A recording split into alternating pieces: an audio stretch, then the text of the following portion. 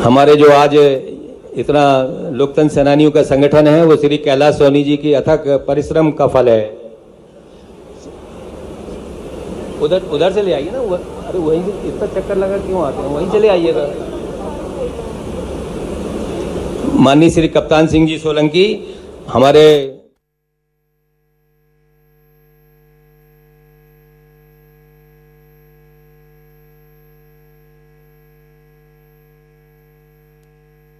आपको दिखा रहे हैं लाइव तस्वीरें सीएम मोहन यादव की भोपाल से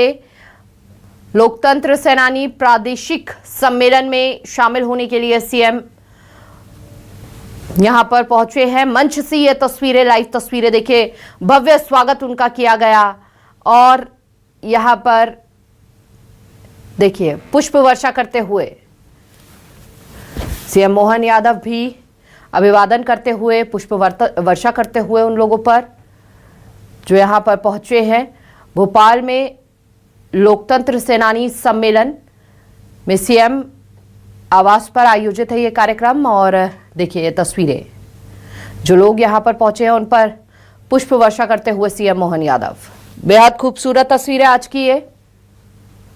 लाइव तस्वीरें हम आपको दिखा रहे हैं भोपाल से। लोकतंत्र सेनानी प्रादेशिक सम्मेलन सीएम आवास पर यह कार्यक्रम आयोजित है और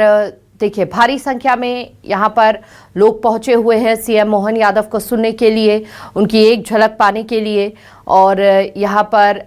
सीएम मोहन यादव भी अभिवादन करते हुए उन सभी लोगों पर पुष्प वर्षा करते हुए। देखिए तस्वीरें, बेहद खूबसूरत तस्वीरें कार्यक्रम स्थल से ये हम आपको दिखा रहे हैं। और हमेशा से सीएम मोहन यादव की एक छवि रही है, जमीनी स्तर से वो हमेशा जुड़े रहे हैं, लोगों के बीच हमेशा वो पहुंचे हैं, चाहे कोई भी मुद्दा हो हमेशा लोगों की उन्होंने सुनी है और उस समस्या को दूर करने का उन्होंने प्रयास किया है।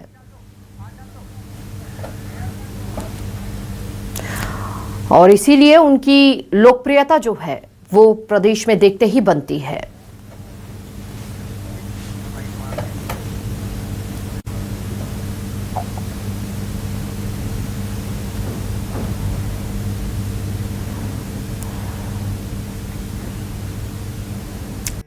चंद गहलोत साहब,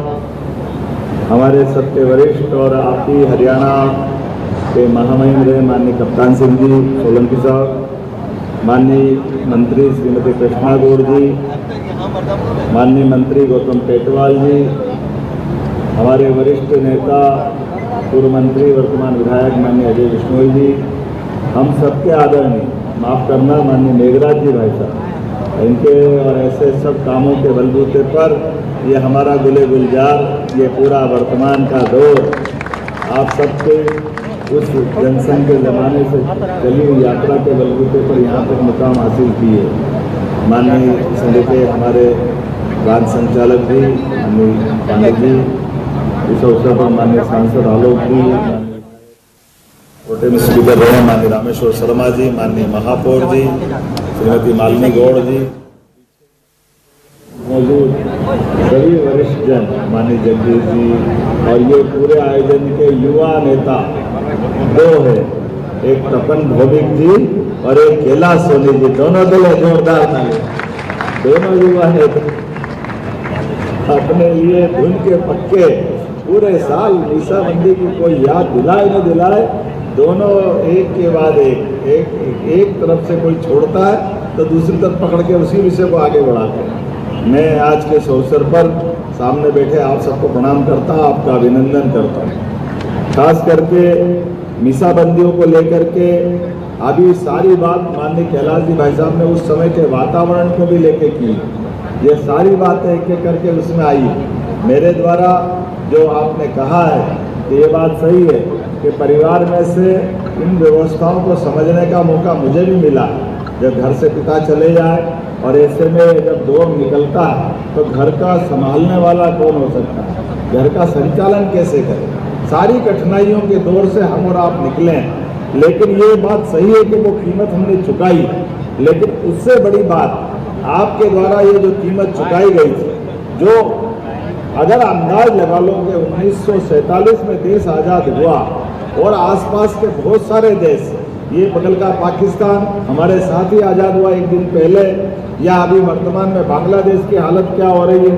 श्रीलंका की हालत हमने देखी है, नेपाल में किस ढंग की स्थिति बनी है, और ये तो दुनिया का सबसे बड़ा लोकतंत्र है भारत। आज हम ये मीसाबंदियों की लड़ाई की बात करते हैं और आपके योगदान की बात करते हैं, तो सच्चे अर्थों में आपका योगदान कितना बड़ा है ये उसका एहसास तब होता है जब हमने देखे वो जो मानसिकता है, एक परिवार के अंदर ताकत संपन्न होने के बाद जो उनके अंदर के जो अहंकार है, सारे लोकतंत्र को ताक पे रख करके केवल परिवार के अंदर हम अपने आप को सारे देश के ऊपर मान ले, ये जो कुत्सित मानसिकता है, उस मानसिकता की पराकाष्ठा जो 1975 से प्रारंभ हुई वो खत्म नहीं हुई। आपने देखा उनके जीवन काल में उन्होंने उसके बाद और तांडव किया। जब दोबारा मौका मिला प्रधानमंत्री बनने का तो बिना कारण से राज्य सरकारों को भंग करके जो उन्होंने एक नया नाटक प्रारंभ किया, धारा 356 लगा करके पूरे देश के अंदर जिस ढंग का माहौल बनाया, 90 से ज्यादा चुनी हुई सरकारों को घर भेजने का काम आपने यहाँ इस मध्य प्रदेश के अंदर राम मंदिर की घटना को आड़ में लेकर के हम सब जानते हैं ऐसे कई घटनाक्रम हुए। अब मध्य प्रदेश ने क्या किया, सुंदरलाल पटवारी की सरकार ने कुछ किया था क्या? वो तो अपना काम कर रहे हैं, चुनी हुई सरकार, लेकिन चुनी हुई सरकार ऐसी सरकारों को लेकर के ये जो कांग्रेस की मानसिकता है ना उस समय सुधरी, उसके बाद उनके पुत्र आए। हम सब जानते हैं राजीव गांधी जी के समय इसी देश के अंदर 3 तलाक के घटनाक्रम को लेकर के जो निर्णय हुआ, अरे इतना बड़ा निर्णय सुप्रीम कोर्ट ने किया। ये बात सही है, कई बार वोट के कारण से लोकसभाओं के अंदर कई मसले निपटते नहीं है, तो सुप्रीम कोर्ट ने फैसला दे दिया, लेकिन फैसला देने के बाद भी 3 तलाक के निर्णय को बदल करके लोकसभा के माध्यम से फिर वही अपना जो मन का अहंकार है, वोटों का जो एक आकर्षण है, कांग्रेस की जो अपनी कमियां है, उसी कमी का नया रिकॉर्ड बना। और उसके बाद बड़े मियाँ तो बड़े मियाँ, छोटे मियाँ सुभान अल्लाह,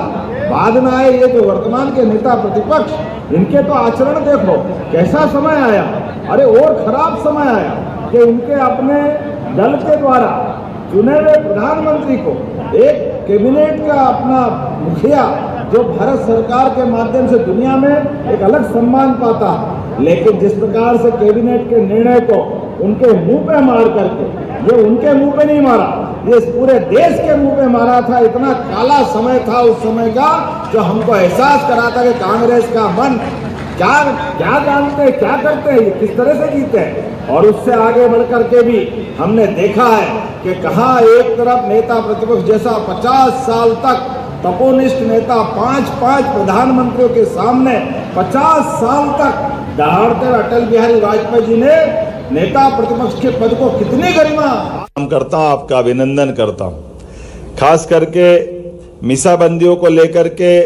अभी सारी बात माननीय कैलाश जी भाई साहब ने उस समय के वातावरण को भी लेके की है, ये सारी बातें एक एक करके उसमें आई है। मेरे द्वारा जो आपने कहा है कि ये बात सही है कि परिवार में से इन व्यवस्थाओं को समझने का मौका मुझे भी मिला है। जब घर से पिता चले जाए और ऐसे में जब दौर निकलता है तो घर का संभालने वाला कौन हो सकता है, घर का संचालन कैसे करे, सारी कठिनाइयों के दौर से हम और आप निकले हैं। लेकिन ये बात सही है कि वो कीमत हमने चुकाई है, लेकिन उससे बड़ी बात आपके द्वारा ये जो कीमत चुकाई गई थी, जो अगर अंदाज लगा लो कि 1947 में देश आज़ाद हुआ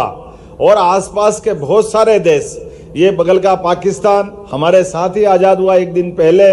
या अभी वर्तमान में बांग्लादेश की हालत क्या हो रही है,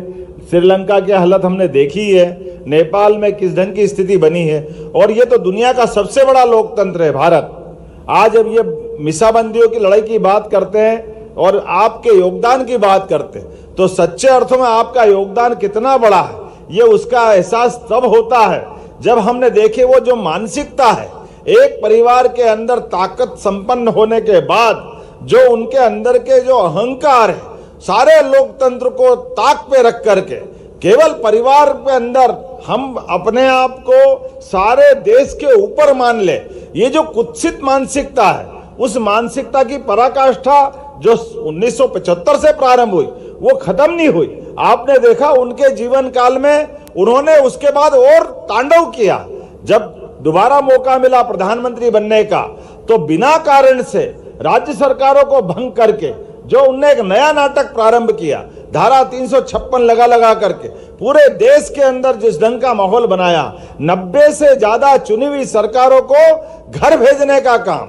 आपने इस मध्य प्रदेश के अंदर राम मंदिर की घटना को आड़ में लेकर के हम सब जानते हैं, ऐसे कई घटनाक्रम हुए। अब मध्य प्रदेश ने क्या किया था? सुंदरलाल पटवा जी की सरकार ने कुछ किया था क्या? वो तो अपना काम कर रहे हैं, चुनी हुई सरकार। लेकिन चुनी हुई सरकार ऐसी सरकारों को लेकर के ये जो कांग्रेस की मानसिकता है ना उस समय सुधरी, उसके बाद उनके पुत्र आए। हम सब जानते हैं राजीव गांधी जी के समय इसी देश के अंदर 3 तलाक के घटनाक्रम को लेकर के जो निर्णय हुआ, अरे इतना बड़ा निर्णय सुप्रीम कोर्ट ने किया। ये बात सही है, कई बार वोट के कारण से लोकसभाओं के अंदर कई मसले निपटते नहीं है, तो सुप्रीम कोर्ट ने फैसला दे दिया। लेकिन फैसला देने के बाद भी